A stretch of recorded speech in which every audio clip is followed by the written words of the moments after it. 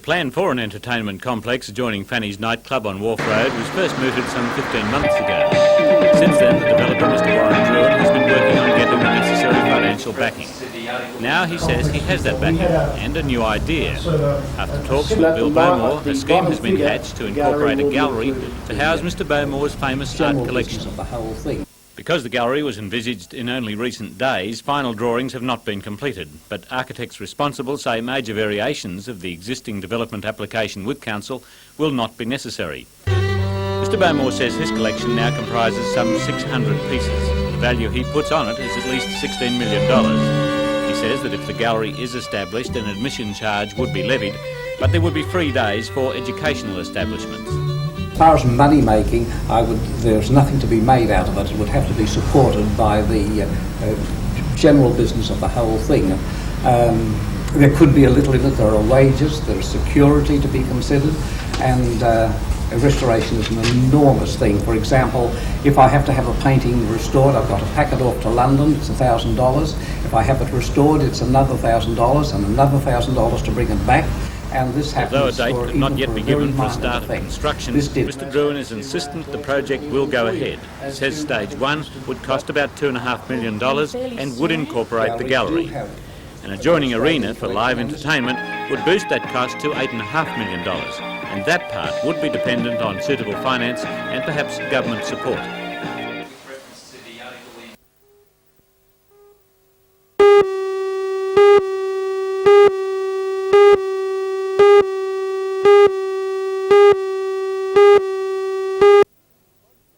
The Winged Monsters are the fastest of all facets of Speedway, and Bob Rutley was the fastest of the breed last night, beating with consummate ease the big guns of the big bangers. He won 3 times, setting a new 20-lap record in the feature that saw a spectacular rollover of former national runner-up Bob Tunks. John Pine in the canary yellow Pontiac Firebird was on fire to set a new super sedan record. Brad Cameron set a new 4-lap record in the Formula 500s, but the drive of the night in that division went to Lloyd Thorley, who came from the back, half a lap behind, to win the handicap feature.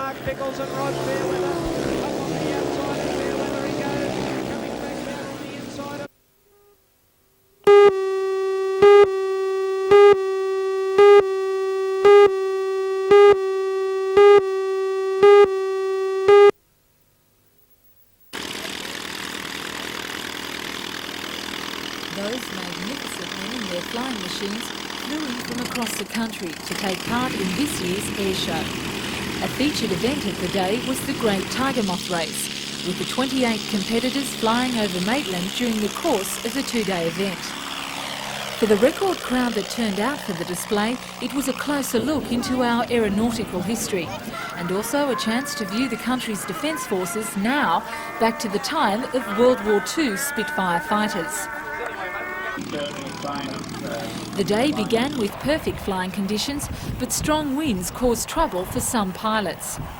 This year's show featured nearly 200 aircraft, and there was even room for those with no propellers. But organisers say today's event was just a preview to the biggest air show ever planned at Rutherford, to be held as part of the 1988 bicentenary celebrations.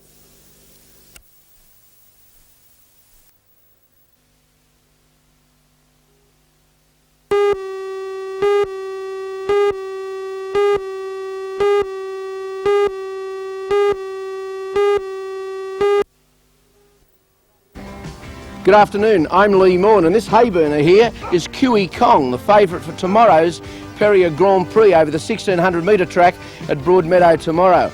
He's going to go out and kill him, they say. We talked to his trainer John Deemer in tonight's news. Be watching. Gonna win, fella? Join Ray Deneen and Anna Manzoni for all the news tonight at 6.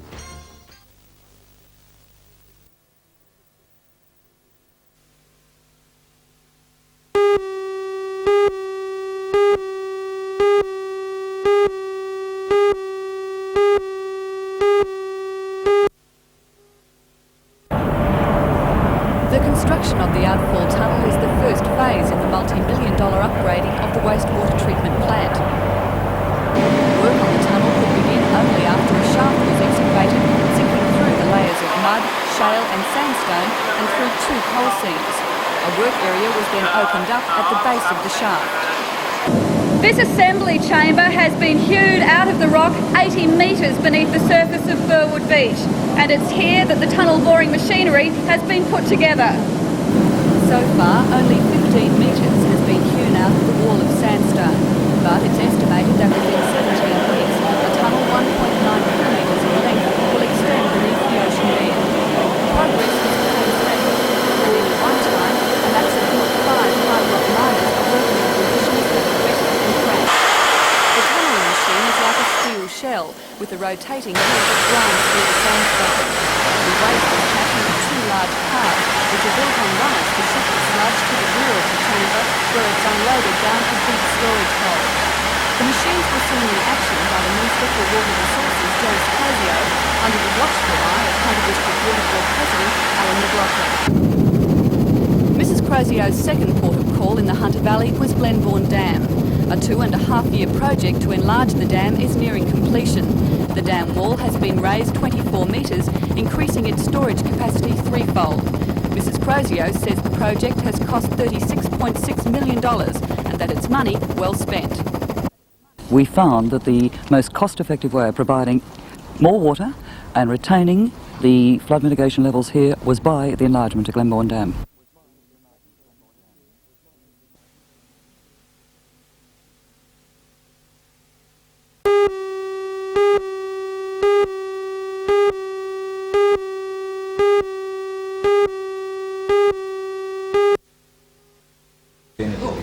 The instant millionaire from Merriweather would not disclose his name. He was willing to Hole, the beach hotel. He picked his numbers by using birthdays and ages, but he turned 35 recently, so changed one of the numbers which brought him the good luck. And will he keep working at the steelworks? Well, I promised him I'd be in there. You going to keep working? Who knows? I don't know whether they'd have me over there.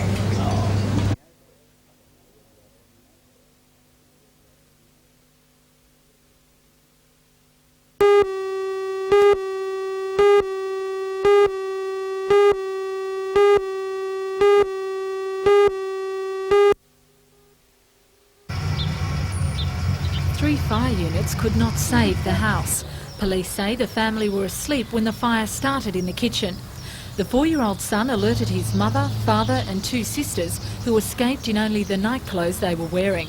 The blaze destroyed personal belongings of the Bashford family, including modern kitchen appliances and lounge room setting, only purchased recently. The family is now staying with relatives.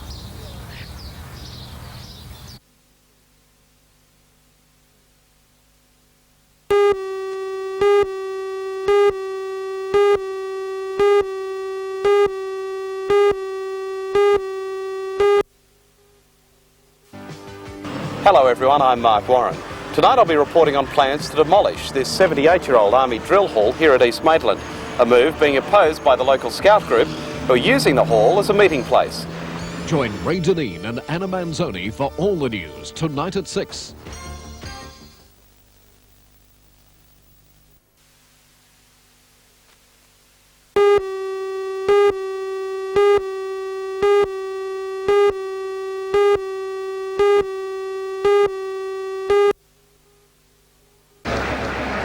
Hello, I'm Helen Hughes. It's Children's Week and throughout the region activities have been planned to celebrate youth in the Hunter. At Waratah High School today, children from nearby primary schools were invited to see just what secondary school is all about. Join Ray Deneen and Anna Manzoni for all the news tonight at 6.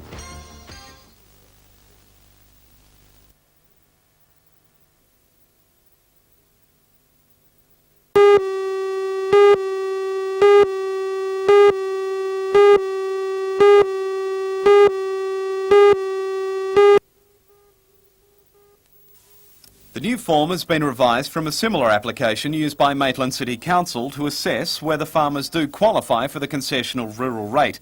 The rural rate is about 33% of the residential rate and is given to landholders who are ostensibly involved in primary production. The new application form would be filled out each year and ask questions like the nature of the business on the farm, the numbers of stock, whether taxation or business records are kept, the size of the property's income and whether the farmer has another job. There have been some reports that this sort of application form has caused some concern in other regions because of the nature of the questions asked. But Maitland City Council says the form is not greatly different from those used in previous years. The issue of the rural rate policy comes after a recent letter to the Maitland City Council by the Livestock and Grain Producers Association, which calls for restraint by councils on setting their rural rates for the coming year. The LGPA says the rural industry is still facing a very difficult period and all local government rates in New South Wales should remain at the 1986 level for the coming year to help the farmer reduce his costs.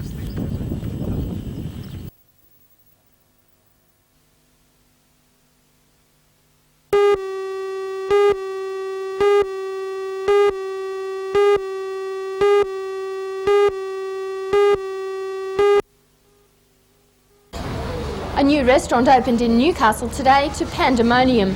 The lure was free food and it seemed everybody came for that elusive attraction, something for nothing. When Treasurer Keating thought he'd put an end to the free lunch, he hadn't reckoned on the White Dragon. Between 300 and 400 hungry people enjoyed the opening day offer, filling their plates with the continental-style dishes. Owner Tony Vardicus also hadn't reckoned on the healthy appetites of so many We just about run out of food. We had tubs this big full of stuff and just gone. Let's say 400 or 500 people come through this morning and oh my God. Don't know what we're going to do this afternoon. When we stop at 2:30 we're going to have to rethink it, do some more cooking. In the kitchen, behind all the chaos kept the food flowing and every piece of crockery and cutlery was washed 3 times to cope with the rush. And then to add to Mr. Vardicus' fast approaching nervous breakdown, the air conditioning and the deep fryer broke down. I don't know what I'm going to do tonight, I really don't. I don't know. We've been going all day. And while the proof of the pudding is in the tasting, when the food was free, who could complain? Oh, marvellous. Yeah, fantastic. Will you be back again when you have to pay? I'd say so. Just try the food first. Okay. And does it taste all the better?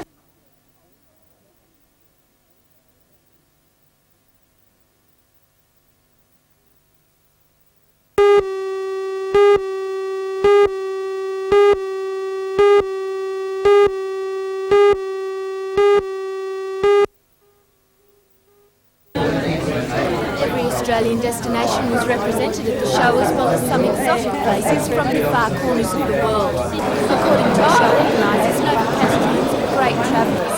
We spend over $100 million a year on holiday travel, with a larger proportion of that money now being spent in Australia. Executive Manager of Jay's Travel, Lindsay Baird, says Novocastrians have traditionally been conservative in their choice of destination.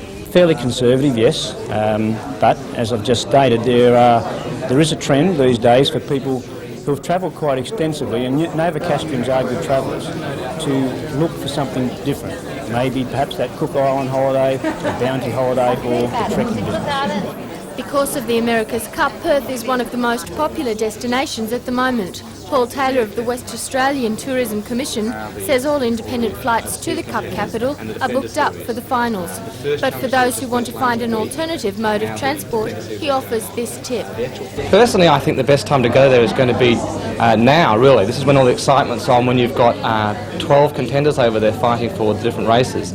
A lot of people, of course, want to be across there when the finals are on because they want to see Australia versus the world.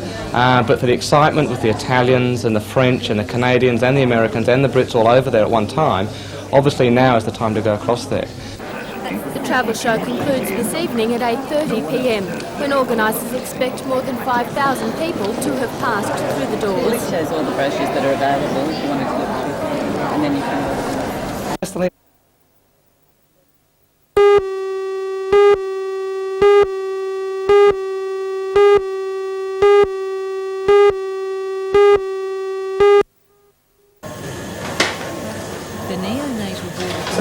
hospital looks after a quarter of the 8,000 babies born throughout the Hunter region every year. The ward comprises of 2 main sections: a special care nursery that watches over the premature and needy babies after their stay here in the hospital's intensive care unit. The profits from Blue Light Discos, which are jointly run by Volunteer Action to Police and the different service clubs, today hand handed over some modern technological equipment as baby Amanda, weighing in at 1.7 kilograms, found out. The new infant scales are joined by an oxygen analyzer and a new incubator.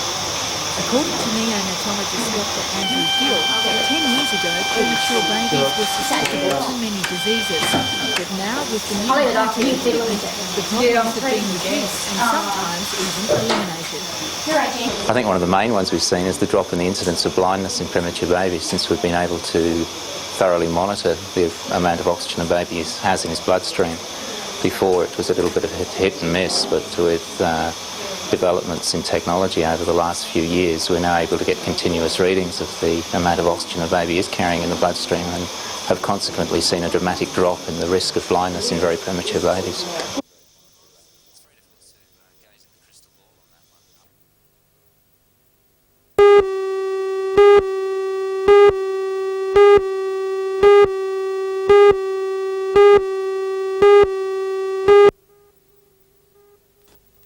The seminar, conducted by the Food Subcommittee of the Hunter Regional Health Education Group, was held to educate health surveyors about the latest techniques in food hygiene and surveillance. Guest speaker Murray McCafferty says the lack of knowledge about hygiene among food vendors is a big problem in Australia. There's no requirement that they hold any education in food hygiene, and they're handling a time bomb without really knowing it. The major headache. The second problem is the enormous changes that have occurred in the types of foods and the dangers in foods over the last few years, the last 10 years. Mr McCafferty says the United States handles the problem in a more radical way. Their officials are financially penalising food vendors by making them pay for the number of times health inspectors are forced to visit their premises. They use a pay system where if you require 100 inspections throughout the year, it's going to cost you $5,000 for your licence. It's a good system. I can't see it being introduced in Australia. It may be a little bit too radical, but it's a system that works. It requires learning through the hip pocket nerve, which is normally a fairly effective method.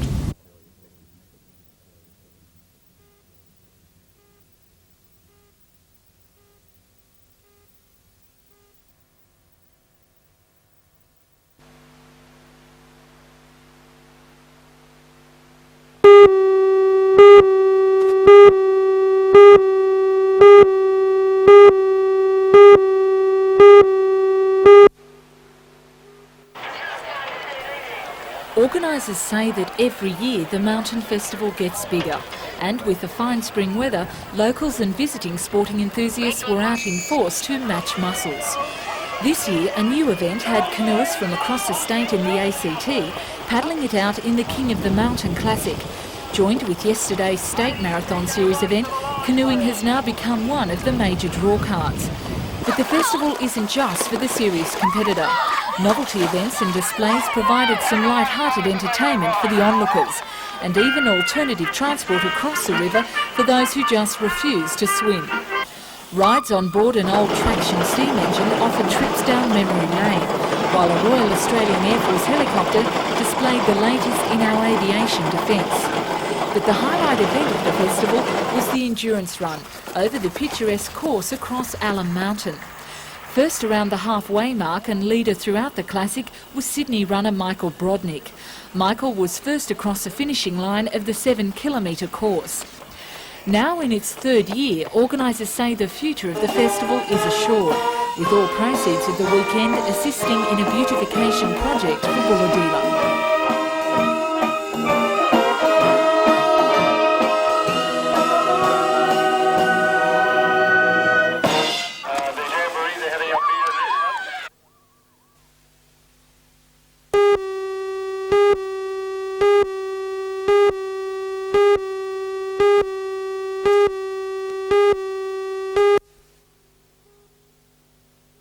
The information office for the first home ownership scheme was today relocated from Broadmeadow to this building in Auckland Street in the city.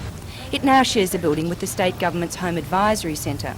According to both parties, it's a marriage made in heaven, as it will provide Newcastle residents with an accessible one-stop federal and state government home information service. And it's created a one-stop shop for all housing information for people from the Newcastle area. So they can come in and talk to the state government organisations about the different low-income loan schemes, and they can also see us about the first home owner scheme.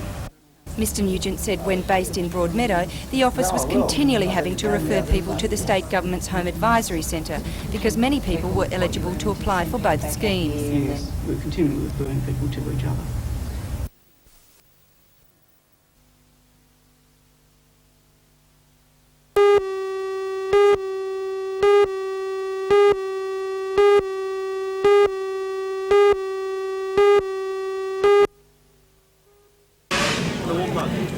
Homes in Willi Street, Bolton Point are being built by pre-apprenticeship trainees from the Newcastle Tech. Construction began in February and they're due to be handed over to the Department of Housing next month. But according to project coordinator Harold Wilton, every stage of the project has been marred by vandals. They've destroyed building materials, damaged fixtures and stolen equipment. Each home is being built to a strict budget of approximately $38,000, but vandalism is becoming an increasing cost. We've been subjected to vandalism since early February, plus theft of materials from the job sites. A rough total would be in excess of $5,000. Over the weekend, vandals gained access to the homes by smashing windows and breaking door locks. They smeared the walls and windows with a dark oil-based paint, which will now take 2 days to scrape off. The wall panels will have to be ripped up and replaced, and electrical fittings were smashed and painters' equipment stolen. Initial estimates of the damage place it at more than $1,000 for the materials alone. The disheartening part of it all is that the apprentices, thinking that they are completed out here, arrive back on their site day and find that their work has been destroyed and have to go through the process of rectifying all the vandalism.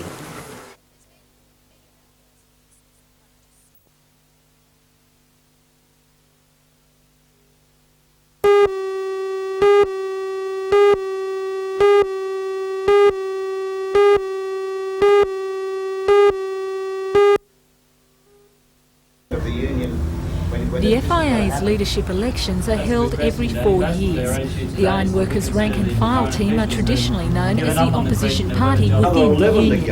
And yesterday's branch meeting was supported by the candidate for the National Secretary's position, Max Callaghan. In Newcastle there are 9,500 union members. Most of them are employed by BHP, an issue which the team is confident will swing votes their way. Well, we think they've handled the BHP issue appallingly. I think we've seen 5,000 jobs go in the last 4 years, yet the last time the officials felt the confidence to face a mass meeting of the rank and file was in 1981. That was 5 years ago. So we think that they have handled the issue very poorly. You're still seeing jobs going in the steel industry. People are not being replaced. We're very afraid that the next generation of young workers growing up in Newcastle won't have a job in the steel industry.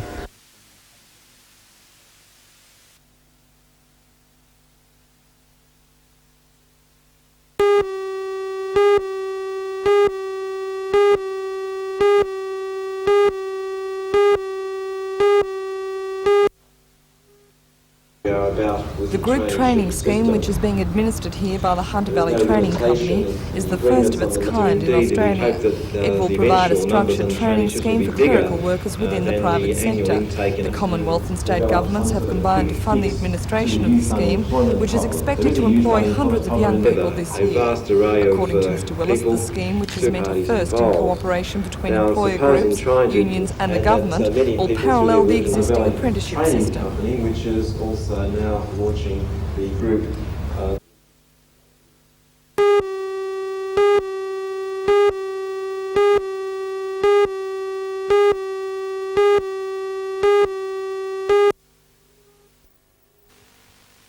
The new office of the New South Wales Nurses Association in Gordon Avenue, Hamilton, was opened today.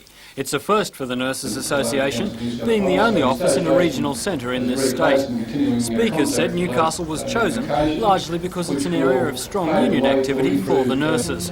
The official opening was performed by the Secretary of the New South Wales Labour Council, John McBean.